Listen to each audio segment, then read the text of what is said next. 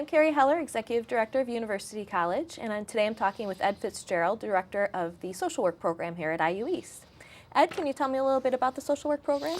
Well, Carrie, first, thank you for inviting me, and thank you for coordinating this. We're fortunate here at IU East. We have both the Bachelor in Social Work program, a BSW, and a Master's, the MSW. Our Bachelor in Social Work full-time program, a student can get it done in 4 years, a typical undergraduate degree. The Master's, we offer a part-time program, and it's 3 years part-time. We don't offer on this campus a full-time MSW program. If folks wanted full-time, they'd have to go to Indianapolis. But here, a bachelor's and then a master's. Great. And what types of courses do students take in the social work program? It's going to sound like a silly answer when I say this. They take social work courses. Right. The undergraduate, the general education requirements for our program are the same for any program here in IU East. So basic composition, second writing class, speech, history, and I didn't memorize all those. And then specific social work courses.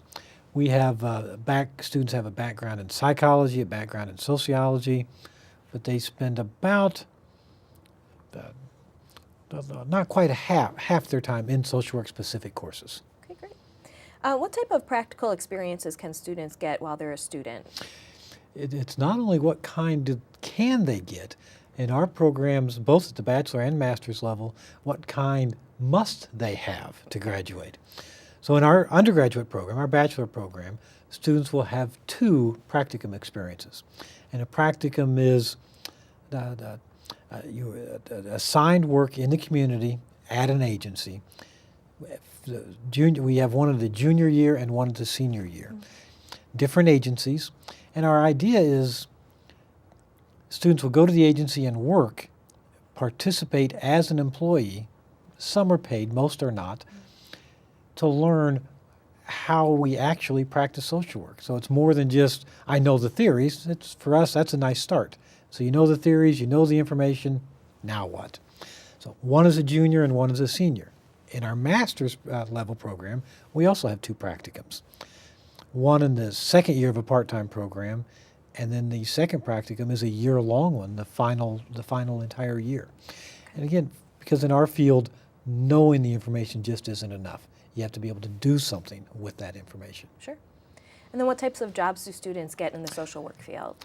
You know, I had that student ask that question, and so let me give it back to you. Where do you find people?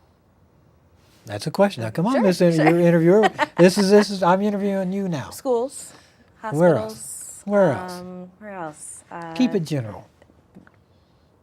Where do you find people? Everywhere. Everywhere. And that's where you'll find social workers. Okay.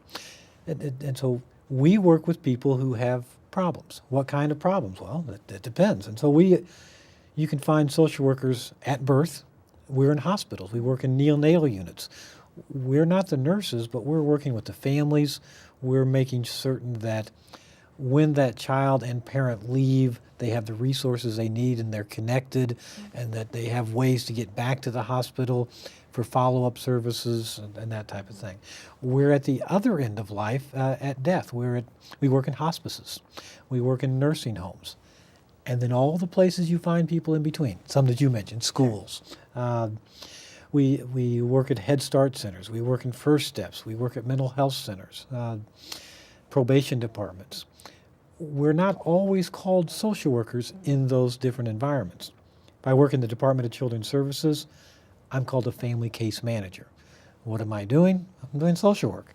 I may be called a case worker. I may be called a discharge planner. Okay. Depending upon the setting. Sure. But so wherever you find people, and you find people with problems, you'll find social work. Great. Now, I'm sure that social work takes a lot of special type of skills. Yes. What skills or personalities are best suited for the field? I think first you have to enjoy people. And second, you have to enjoy helping people solve problems. And that encompasses, I think, several things. We're not fixers, in that we don't tell you, well, Carrie, here's your problem, here's what you should do about it. Rather, we'll chat with you and help you figure out what you can do and help you find answers that will work for you, as opposed to, again, here's what I did, and therefore that's what you should do. That's not the most effective approach. So you have to like people, you have to be able to enjoy solving problems, and solving problems, it's logic, and it's being able to think and think clearly. It's also the ability to listen so that I can actually hear the problem or the question asked. We have to be able to communicate. We also need to be able to write, and write effectively.